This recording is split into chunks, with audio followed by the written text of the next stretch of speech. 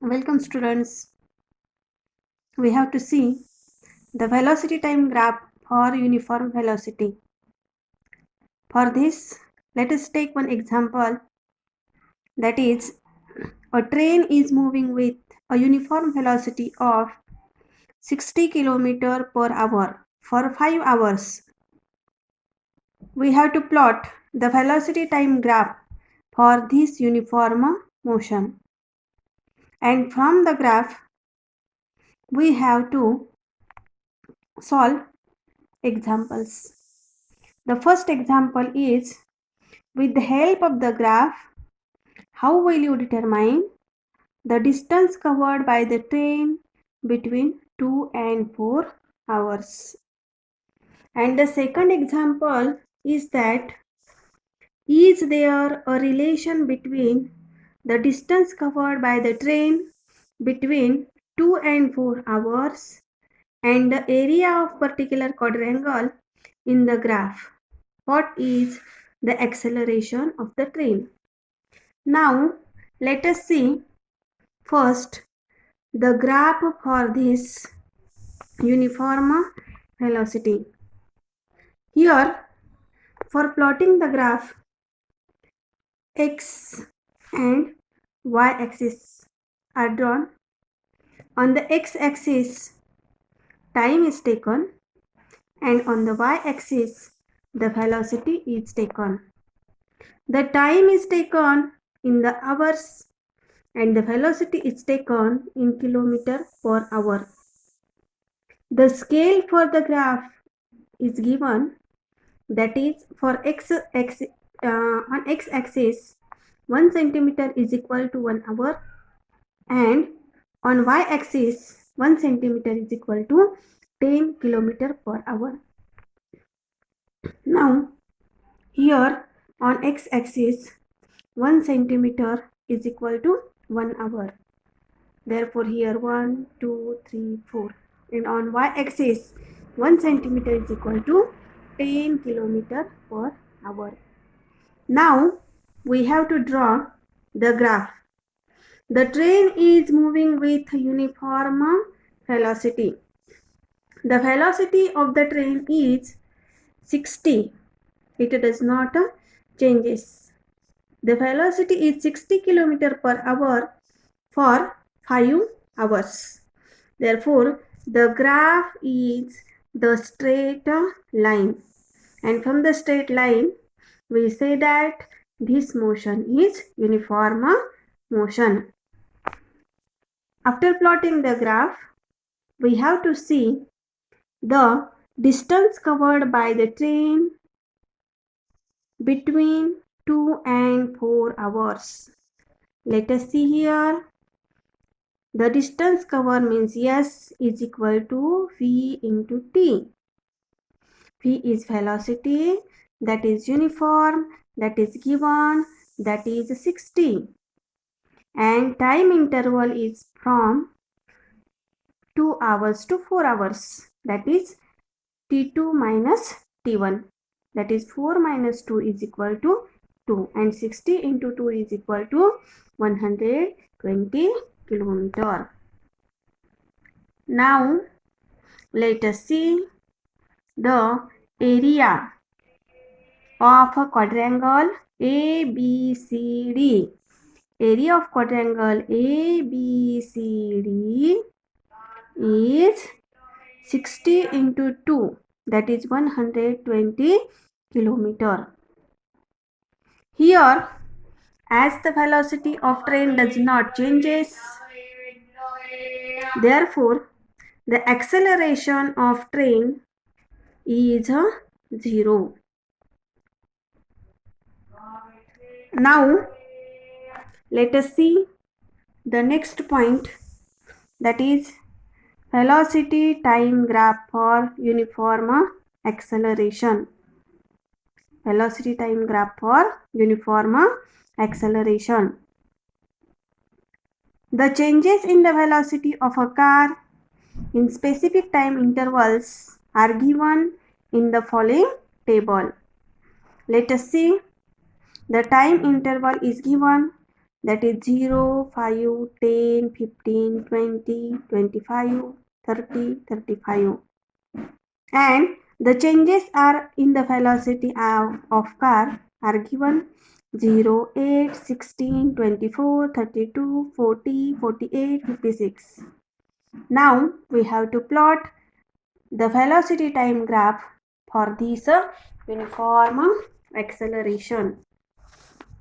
Here the velocity time graph for uniform acceleration we have to see. Now first plot the points. Here on the x-axis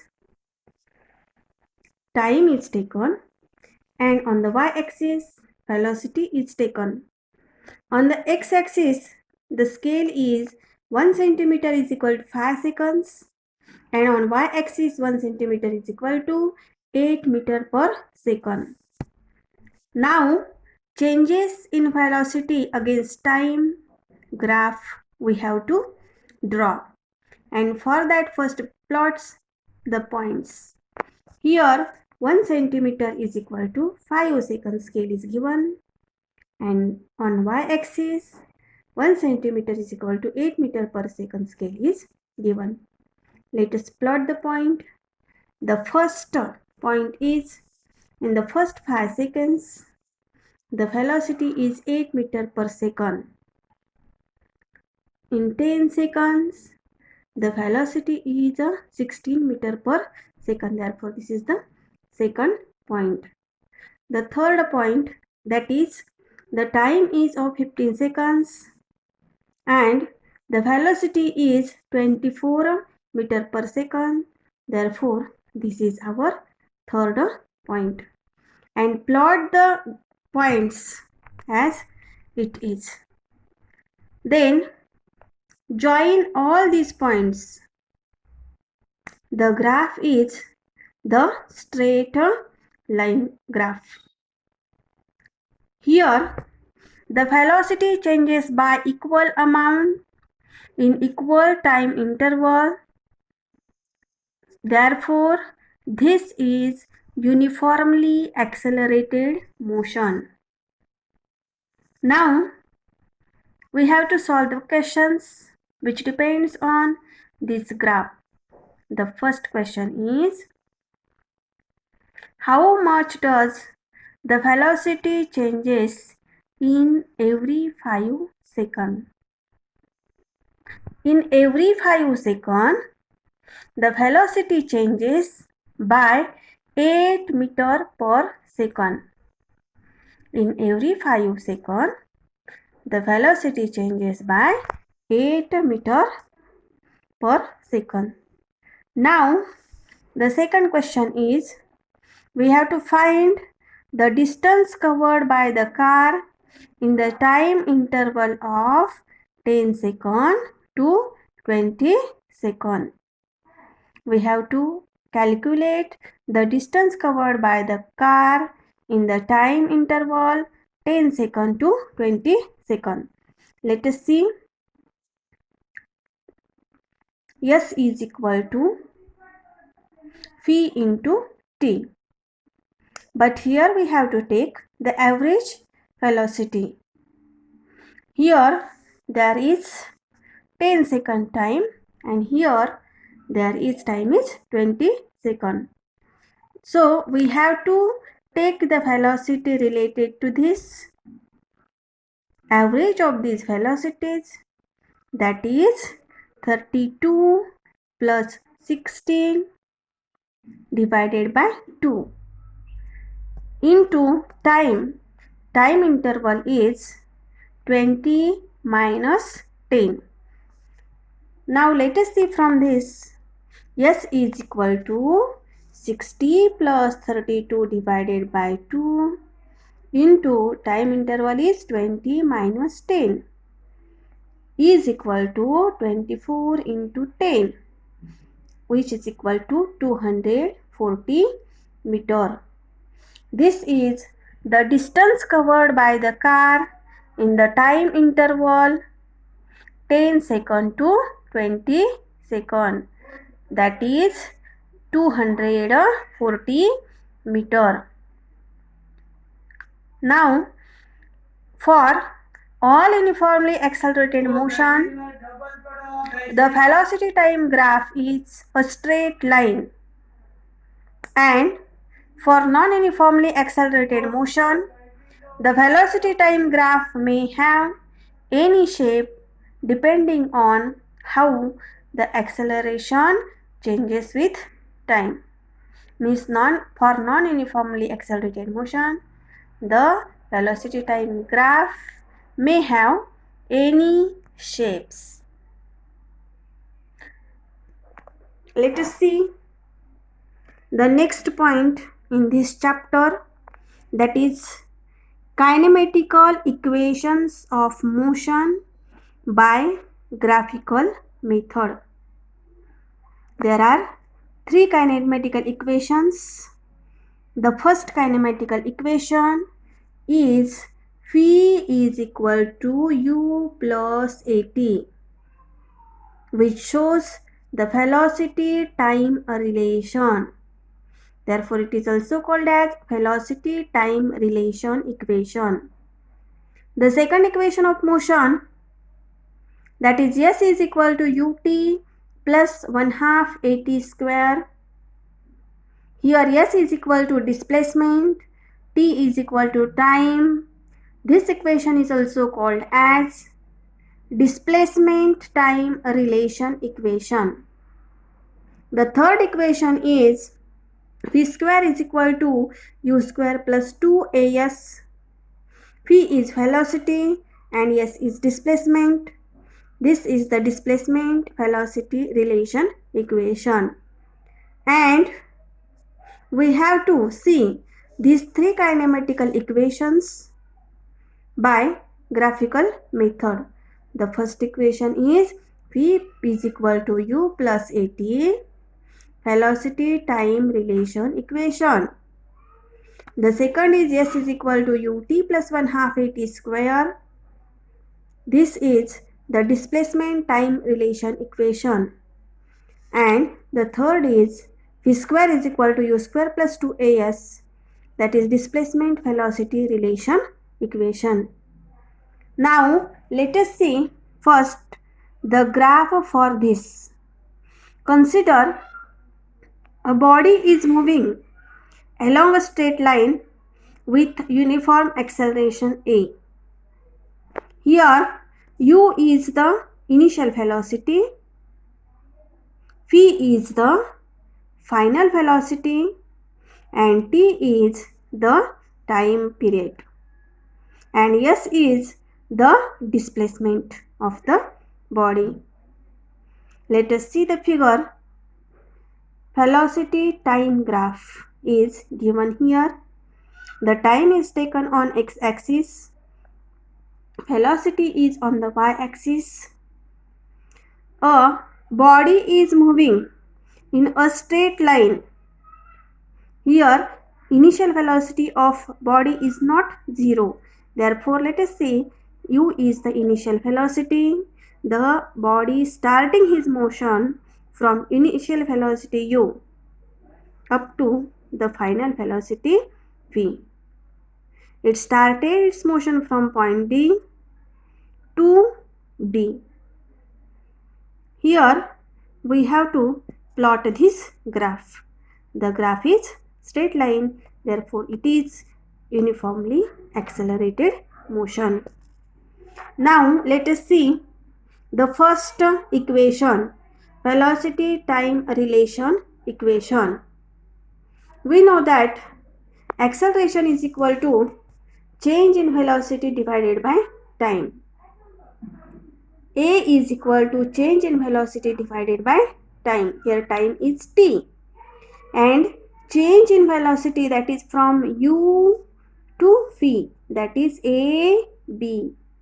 Therefore, acceleration is equal to change in velocity divided by time is equal to ab divided by t. Now, BE is equal to BA plus AE, or AE is equal to DO. BA plus DO. But BE is equal to V. BA is equal to 80 and DO is equal to U.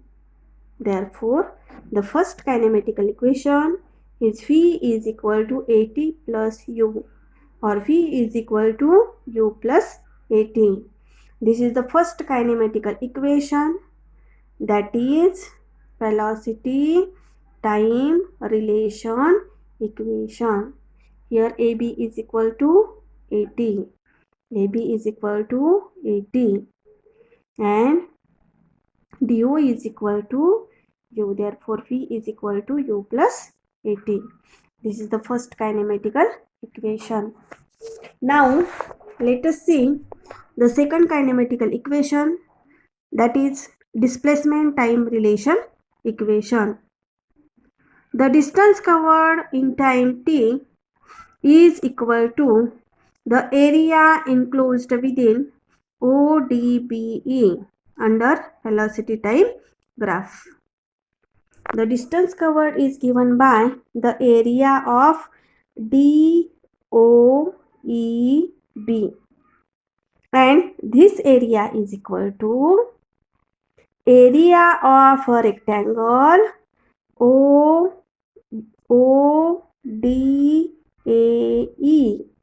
plus area of triangle DAB.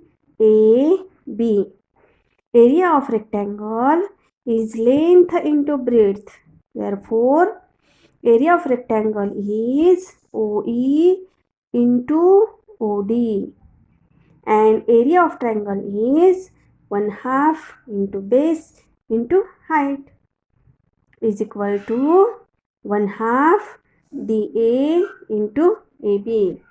S is equal to area of quadrilateral ODBE, which is equal to area of rectangle ODAE plus area of triangle DAB is equal to area of rectangle length into breadth OE into OD plus area of triangle 1/2 DA into AB.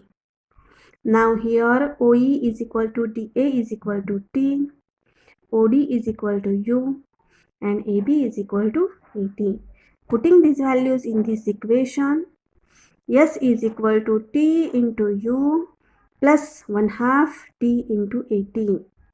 Therefore, S is equal to UT plus 1/2 A T into T square. S is equal to UT plus 1/2 AT square. This is the displacement time relation equation. S is equal to UT plus 1/2 AT square. Now let us see the third kinematical equation, that is displacement velocity relation equation. Here also we have to calculate the displacement. S is equal to area of trapezium ODBE. Area of trapezium ODBE is equal to S is equal to 1/2 V plus U into T. Here A is equal to V minus U upon T. T is equal to V minus U upon A. From equation 1 and 2 we have S is equal to 1/2 V plus U into V minus U upon A. Here therefore 2AS is equal to V plus U in bracket V minus U. Therefore 2AS is equal to V square minus U square. Therefore V square is equal to U square plus 2AS. Here V is velocity, S is displacement. Therefore this is the displacement velocity relation equation. These are the three kinematical equation. The first is V is equal to U plus AT. The second is S is equal to UT plus 1/2 AT square. And the third is V square is equal to U square plus 2AS. Thank you. Welcome students. We have to see the next point in this chapter, that is laws of motion, that is uniform circular motion. The motion of the body with uniform speed in a circular path is called uniform circular motion. The magnitude of velocity of a particle performing uniform circular motion, V is equal to circumference of the circle divided by time for one revolution of the particle. V is equal to 2 pi r divided by t. Circumference of the circle is 2 pi r and time is t. Therefore, V is equal to 2 pi r divided by t. Here r is the radius of the circle. Now let us see the examples of uniform circular motion. First example is the motion of the earth around the sun, the motion of the moon around the earth, the motion of electron around the nucleus of the hydrogen atom, the motion of the blades of fan, the motion of communication satellite around the earth. These all are the examples of uniform circular motion. Now let us see the direction of velocity of particle performing uniform circular motion. The direction of velocity of the particle performing uniform circular motion is along the tangent. Here at point P1 this is the tangent, at point P2 this is the tangent. This is the direction of velocity of the particle performing uniform circular motion is along the tangent to the circle at the position of the particle in the sense of motion of the particle. Now let us see the next point in this chapter, that is Newton's laws of motion. Let us see the first law. It states that an object continues to remain at rest or in a state of uniform motion along a straight line unless an external unbalanced force acts on it. An object continue to remain at rest or in the state of uniform motion along a straight line unless an external unbalanced force acts on it. This law explains the inertia of the body. Therefore, all the examples of the inertia are examples of Newton's first law of motion. Hence, it is also called as law of inertia. This is also called as law of inertia.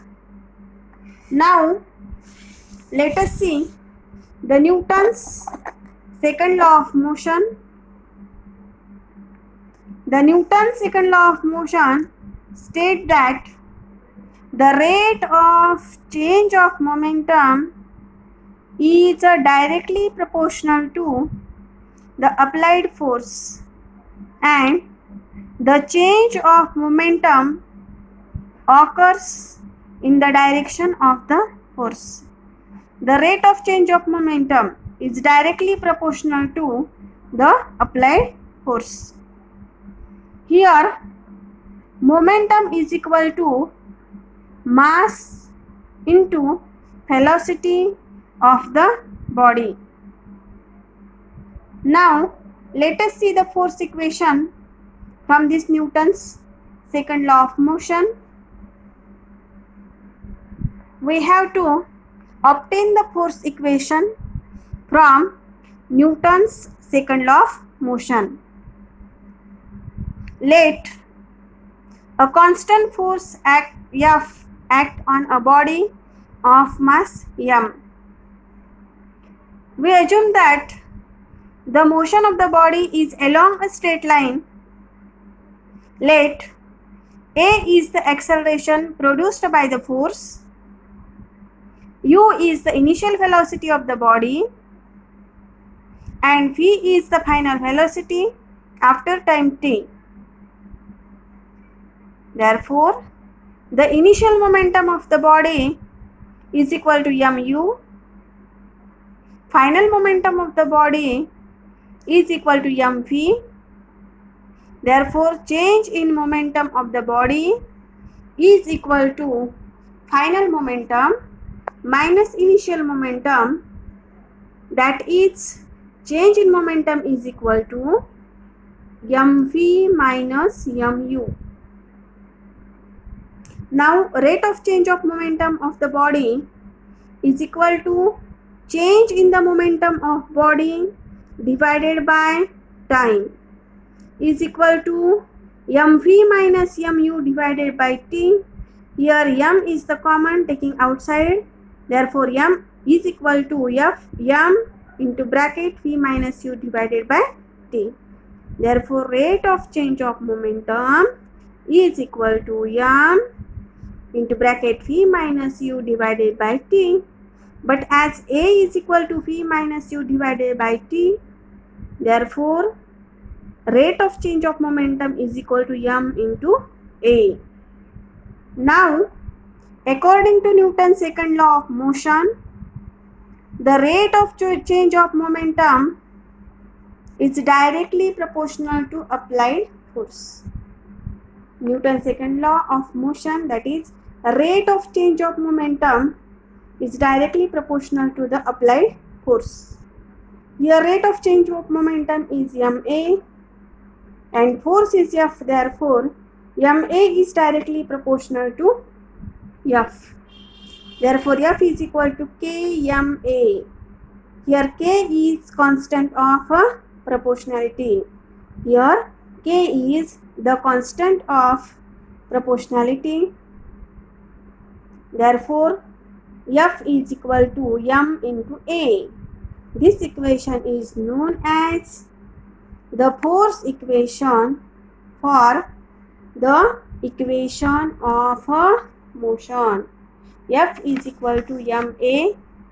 This is the force equation.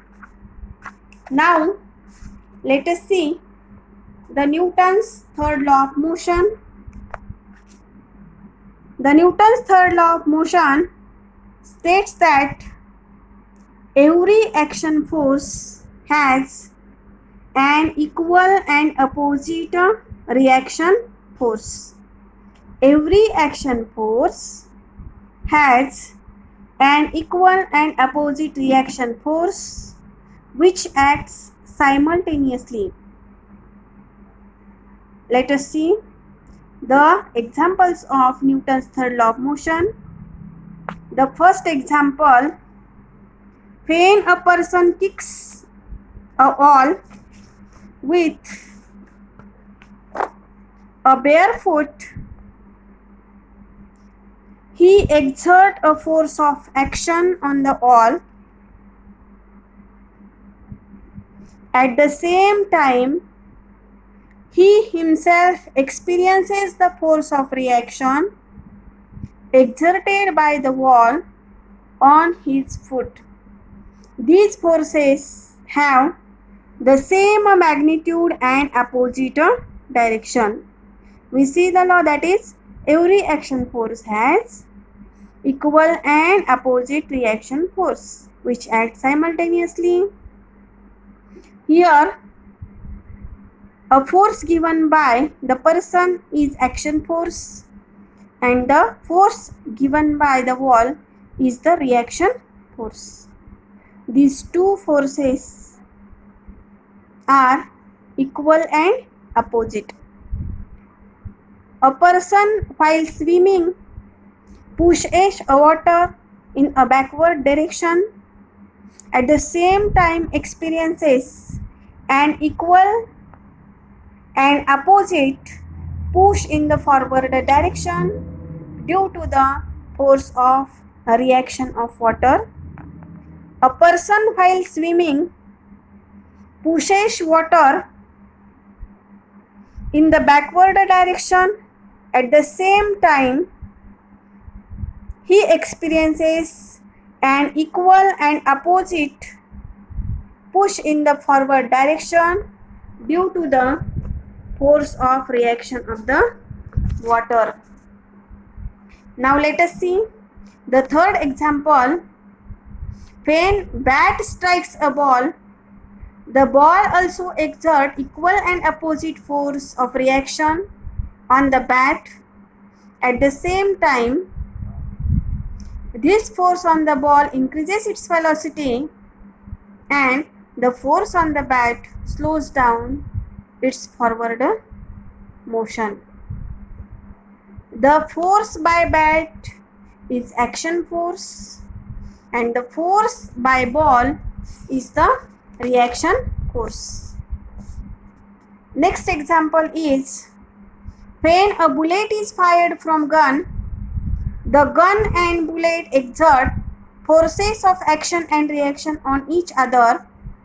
These forces are equal in magnitude and opposite in direction and arise at the same time. The force on the bullet imparts it high velocity and the force on gun makes it recoil. The gun moves in the opposite direction. Welcome students. We see the Newton's third law of motion and examples of Newton's third law of motion.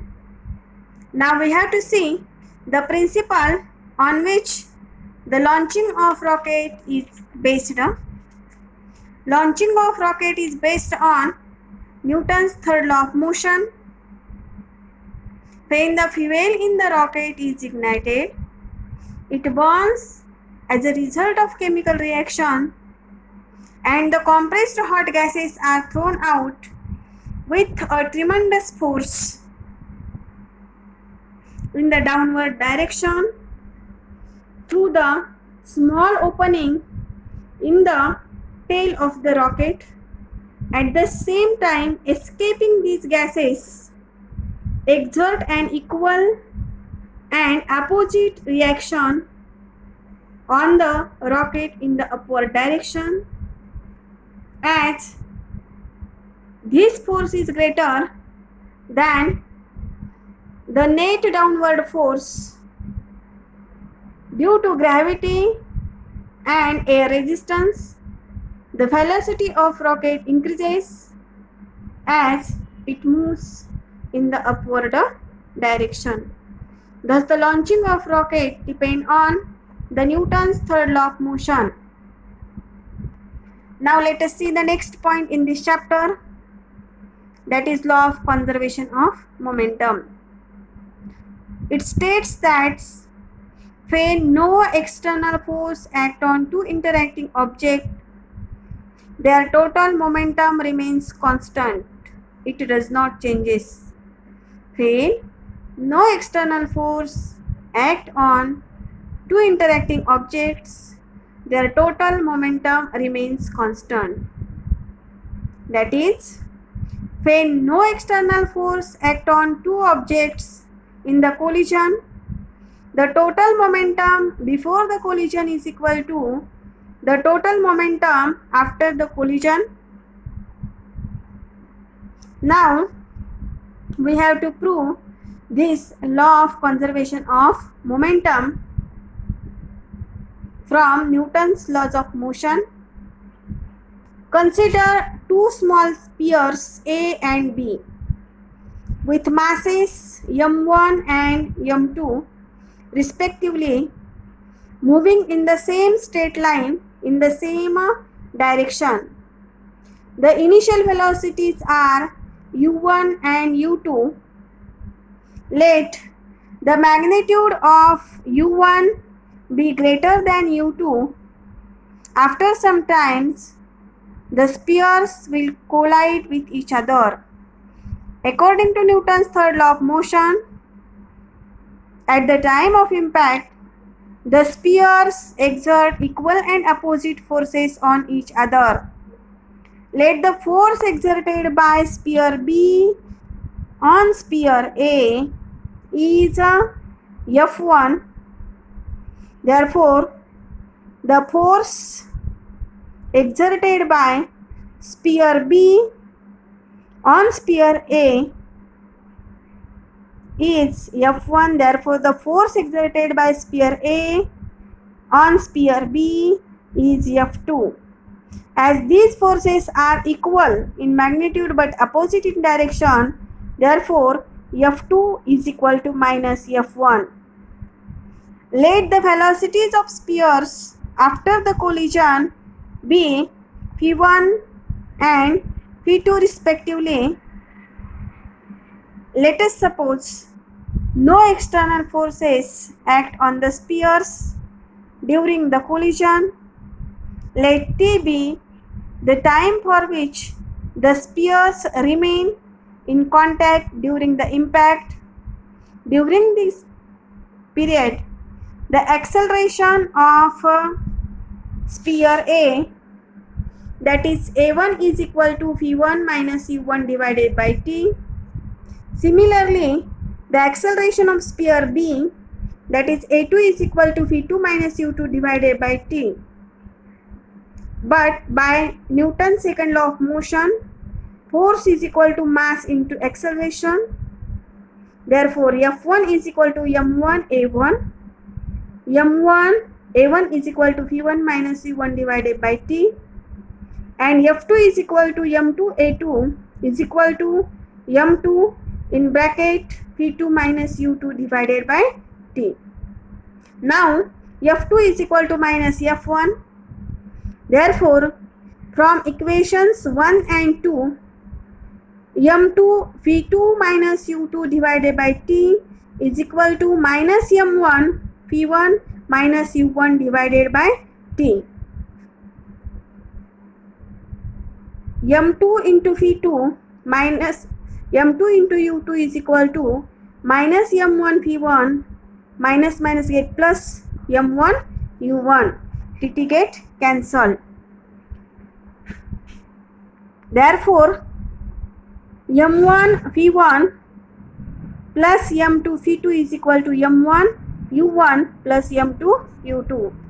It means that the total momentum of the spheres after the collision is equal to total momentum before a collision. From this we conclude that when two bodies collide with each other, their total momentum after collision is equal to their total momentum before collision, provided that no external forces acts upon it. This is the law of conservation of momentum. Total momentum of the spheres after the collision is equal to total momentum before the collision.